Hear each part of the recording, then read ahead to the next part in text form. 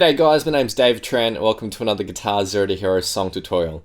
And in this lesson, I'll be teaching you how to play Let Her Go by Passenger. Now in this lesson, I'm going to be teaching you two different ways of playing it. The first way is a finger-picked method, and he uses this when he plays it live.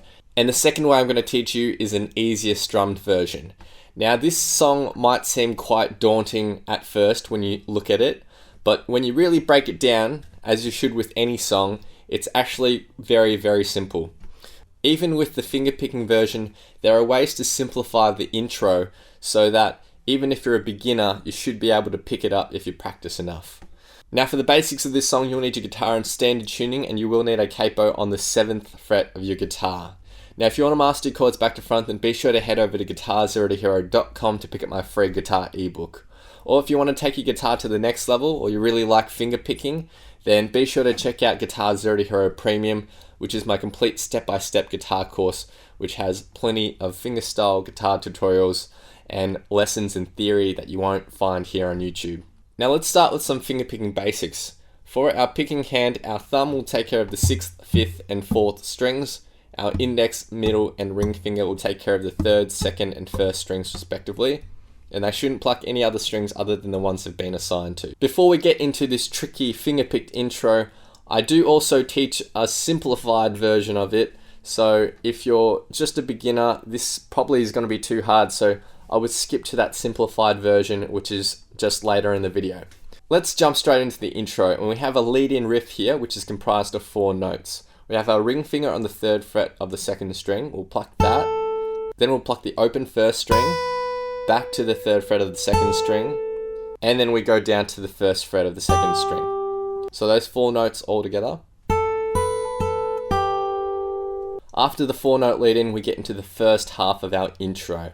And we're going to start with an F major 7 chord shape. Now for this particular chord shape, you will need to use your thumb, reach it over the top, and hit that 1st fret of the 6th string. Then your ring, middle, and index will go on the 3rd, 2nd, and 1st frets of the 4th, 3rd, and 2nd strings. With your index finger on the 1st fret of the 2nd string, you don't want it hitting that 1st string, otherwise that won't ring out. So that's our F major 7 chord.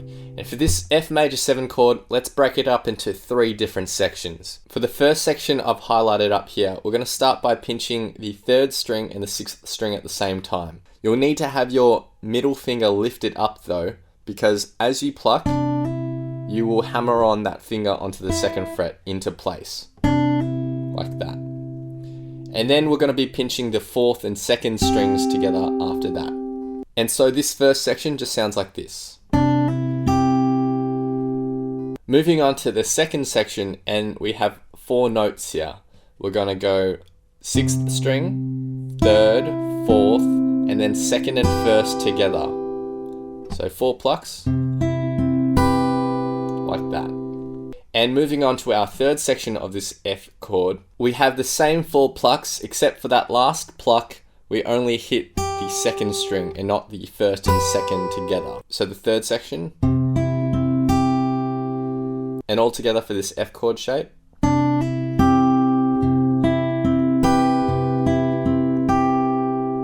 Notice how in the 2nd and 3rd sections I'm just continuously playing through, there's no pauses or gaps.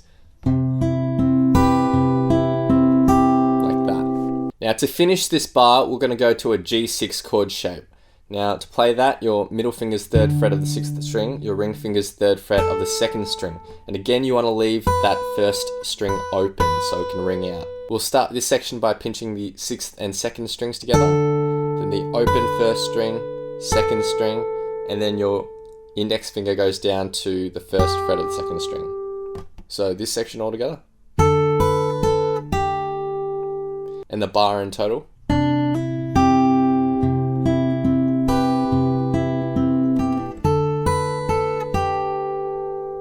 Now when you do go down to this 1st fret of the 2nd string, make sure you do keep your middle finger where it is so that the bass note can ring out.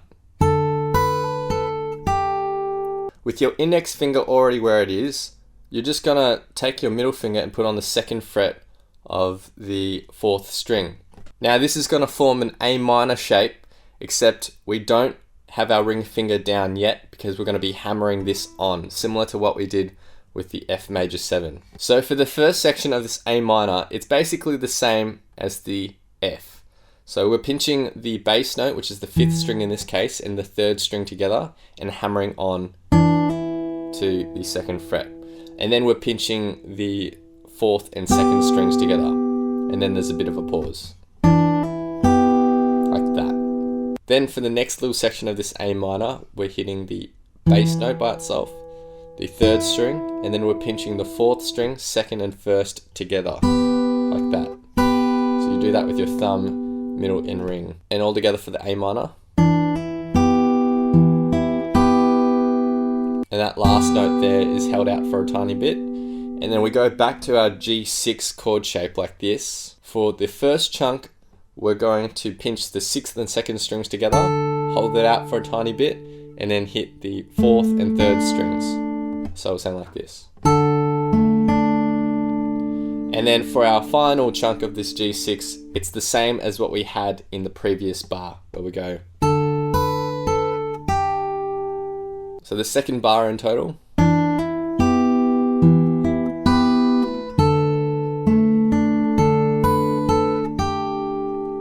And in total for the first line.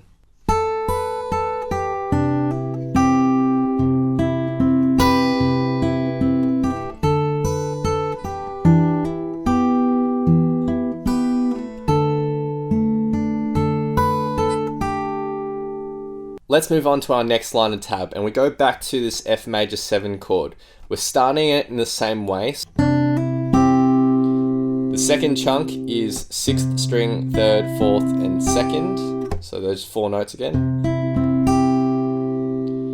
Then for this next chunk of this F major 7, what we're going to do is take our pinky finger, put it on the 3rd fret of the 1st string. You're going to be pinching the 6th string and 1st strings together, but then pulling off your pinky finger at the same time. Now to pull off, you need to apply pressure to that pinky, but just pull it down in that direction. And then you'll get that open string note whilst you hit the bass note at the same time. So after that pull off, we then hit the 4th string and then 2nd string of that chord shape. So that small chunk. And in total for the F major 7.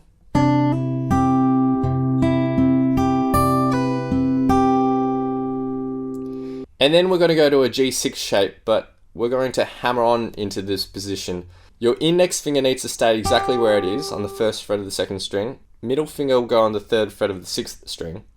Now you'll pinch the 6th and 2nd strings together, but at the same time you'll need to hammer on your ring finger onto the 3rd fret of the 2nd string. And then you'll hit the 4th string and then the open 1st string. And in total for this G6.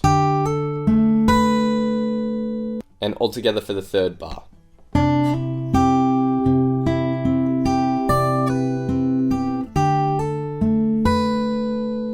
For the 4th bar, we're just going to our A minor chord shape.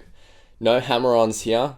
We're hitting the bass note, holding that out for a tiny bit, and then pinching the 4th and 2nd strings, holding that out for a tiny bit. So really nice and easy. Then our next chunk is 4 notes, which is the bass string, 3rd, 4th, and 2nd strings. So that'll sound like this. And then for the 3rd chunk, it's bass note, 3rd string, and then pinching the 4th and 2nd strings together. And in total for the A minor.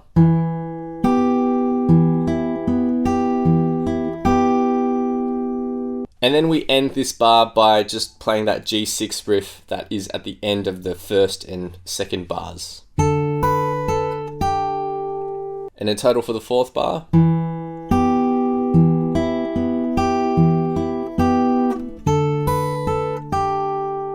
Now all together for the first half of the intro, it should sound like this.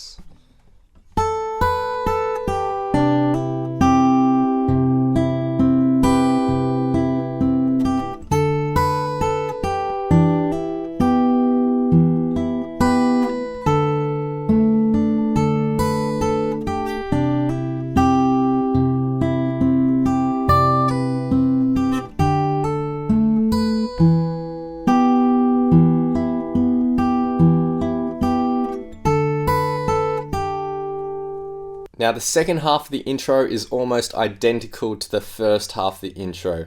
There's only one minor variation, and then that's in the last bar. So our first chunk's going to start the same, so bass note and then pinching the fourth and second strings together. Our second chunk is 4 notes. It's the bass note, third string, fourth string, second string. Now you're going to repeat that twice, so the third chunk is exactly the same.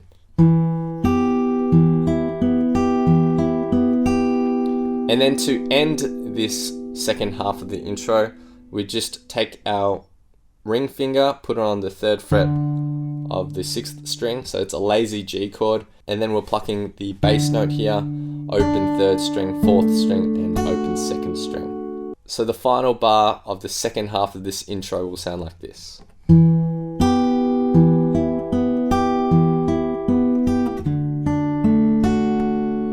So that's it for the intro of this song, which is the most difficult part to play.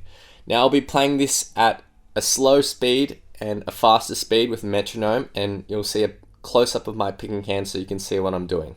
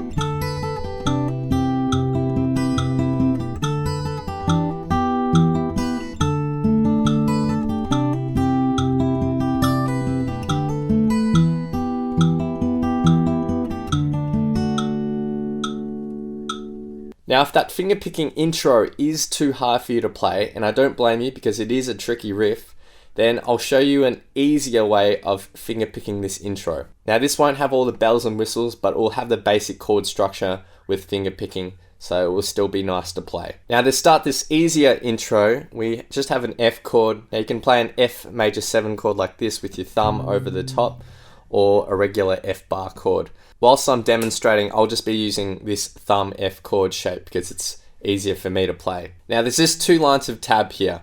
We start with our F. For our first section, it's just the bass note, and then we're pinching the 4th and 2nd strings together. So, and then for our next chunk, it's 4 notes. We're plucking the bass note, 3rd string, 4th string, and 2nd string. So it'll just sound like this. And then we're going to be repeating our first little chunk, which is the bass note and 4th and 2nd strings together. And all together for the F. And then we go to a G chord shape, and we're plucking the 6th string by itself, and then pinching the 4th and 2nd strings together. And all together for the first bar.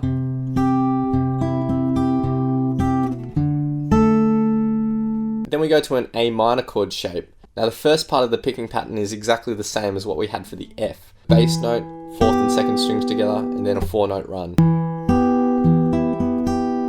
Like that, all together. And then we're going back to our G chord, and we're doing a similar picking pattern. So bass note, 4th and 2nd strings together, and then a 4-note run, which is bass note, 3rd string, 4th string, and 2nd string. So in total, the first line of tab just sounds like this.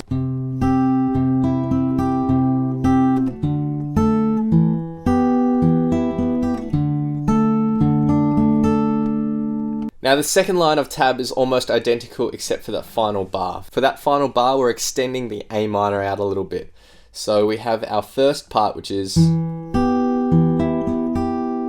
then we're going to add onto this A minor the bass note again, and then the 4th and 2nd strings together.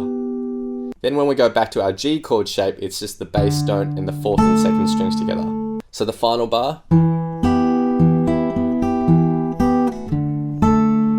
And And in total, the easy way of playing the intro finger-picked will sound like this.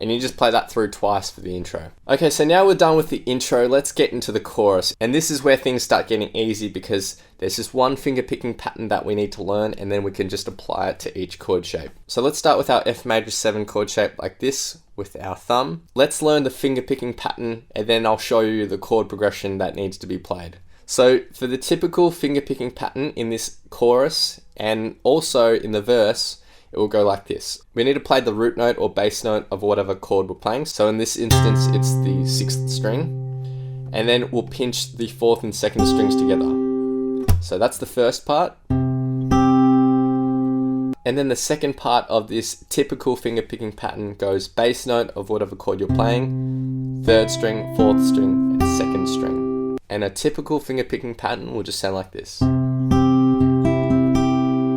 a bit slower.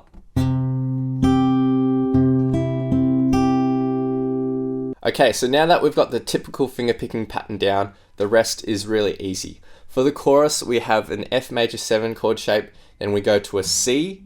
Now for the C, the bass note is that 5th string. Then we go to a lazy G chord shape. So you just take these two fingers, your middle and ring, move them up 1 string, and you can lift your index finger. And this is our lazy G chord shape. And then we have an A minor chord shape. And that's it for the first line of tab. You're playing each chord shape for one typical finger picking pattern, which will sound like this.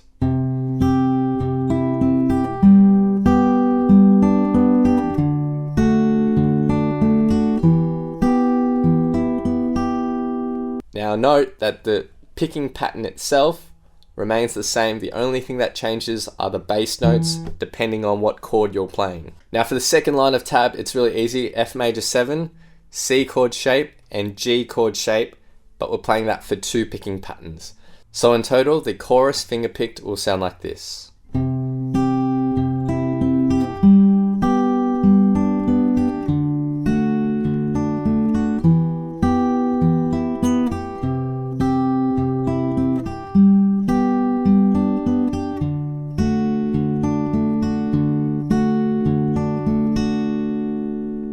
Next we get to the finger picked verse, and this is also used in the bridge as well. And it's really easy, we're using the same typical finger picking pattern, just different chord shapes here. We have our A minor chord shape to start, so 5th string is the bass note. Then we go to an F chord, then we go to a G chord, and then finally to an E minor chord like this. Then the second line of tab is A minor, F, and then G for 2 picking patterns. So in total, the verse / bridge will sound like this.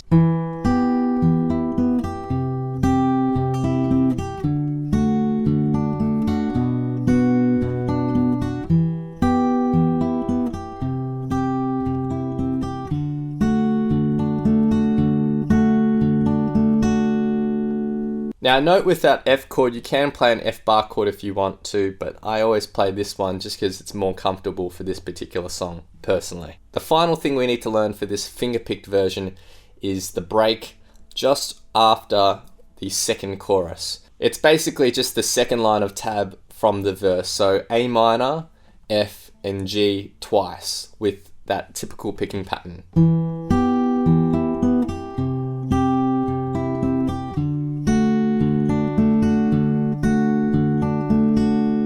And that's it for the break, which is played twice after the second chorus. So that's it for the finger-picked version. Now we'll move on to the easy strummed version. Let's start with the intro, and what we have are just 2 lines of chords here. We start with an F major 7 like this. Now for this particular F major 7, I like to use my thumb and then play ring and pinky on the 3rd fret of the 5th and 4th, middle finger on the 2nd fret of the 3rd, and index finger on the 1st fret of the 2nd string. And you want to leave your 1st string open. So that's F major 7, then we have G, then A minor, and back to G.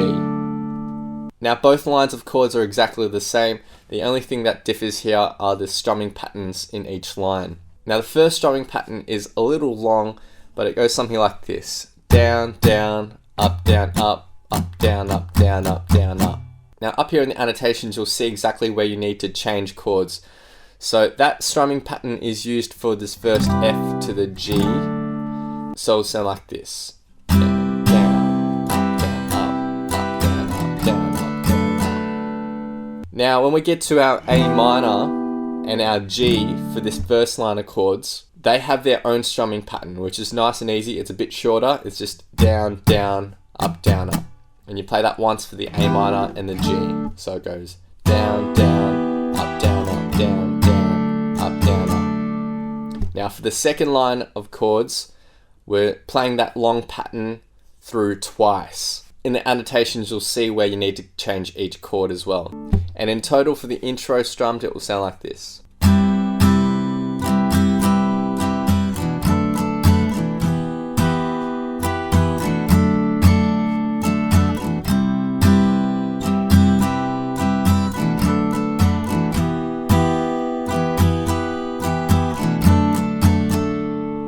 Then we get to the first chorus, which is really nice and easy. Our strumming pattern here will be down, down, up, down, up. And you're just going to play that once for each chord up here in the annotations. So the first chorus just sounds like this. Down, down, up, down, up,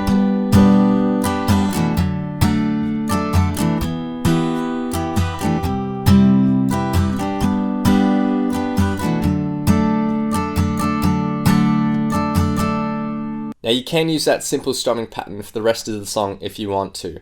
However, as we move on, I'm going to teach you the strumming pattern that's actually used in the studio recorded version. So we get to our verse and there's two lines of chords here. We go A minor, our F major 7, G, and then E minor. And then our second line of chords is A minor, F, and then G twice. Up here in the annotations, you'll see what strumming pattern needs to be used for each chord. But basically, to start out, our first two chords just have a down, down, up, down, up, down, up. So A minor and F, down, down, up, down, up, down, up, down, down, up, down, up, down, up. When we get to our G though, this is where we're going to mix things up a little bit. We don't start on a down strum, we start on an up strum. So it goes up, up, down, up, down, up. And then we go to our E minor, which is back to our original strumming pattern. So all together for the first line.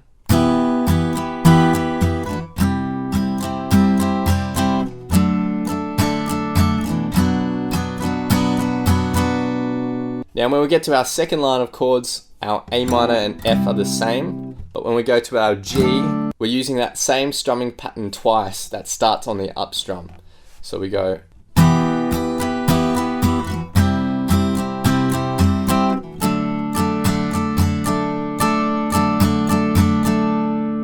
Now that might be a little confusing, but as I said previously, you can just use a simple strumming pattern for each chord if you don't want to play the accents exactly as they are in the recording.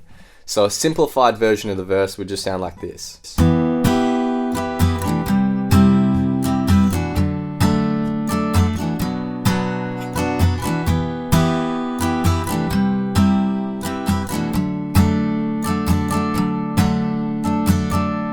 Next we get to the bigger choruses, and the chords are exactly the same as what we had in that first chorus. However, we are utilizing some different strumming patterns here. So we have the same down, down, up, down, up, down, up for our first 6 chords. So the F, C, G, and A minor, and the F and the C. But when we get to our last 2 Gs, we're going to be using that up, up, down, up, down, up. So the bigger choruses will sound like this.